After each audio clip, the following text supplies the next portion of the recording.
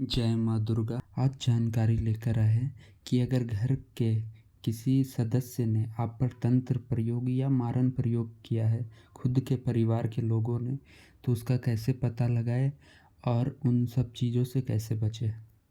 चलिए आपको एक सत्य घटना बताते हैं।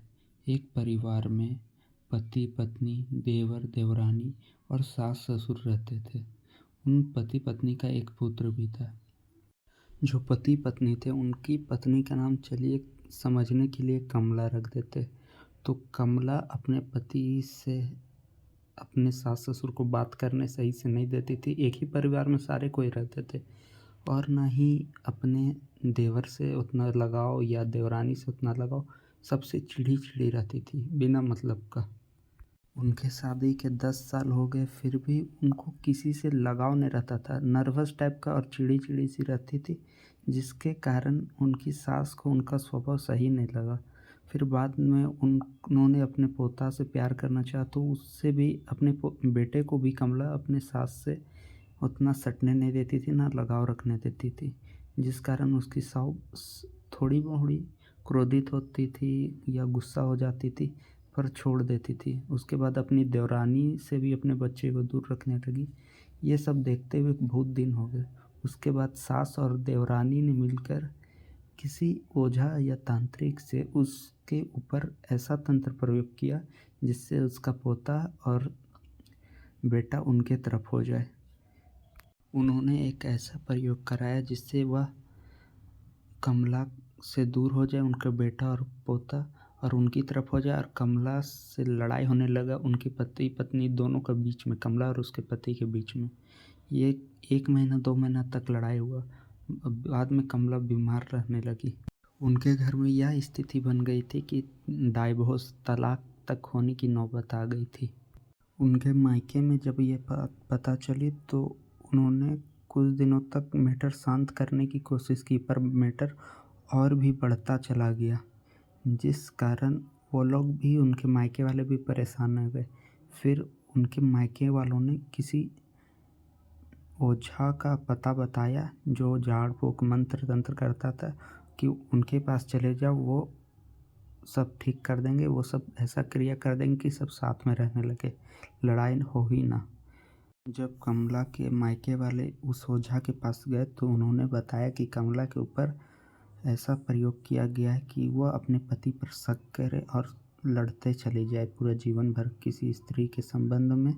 उनके पति है ऐसा उसको भ्रमित किया गया, वैसे इसको कुछ चावल में मिलाकर एक चीज़ दिया गया था जिसके कारण वह उसका मन में वह छवि बैठ गई थी।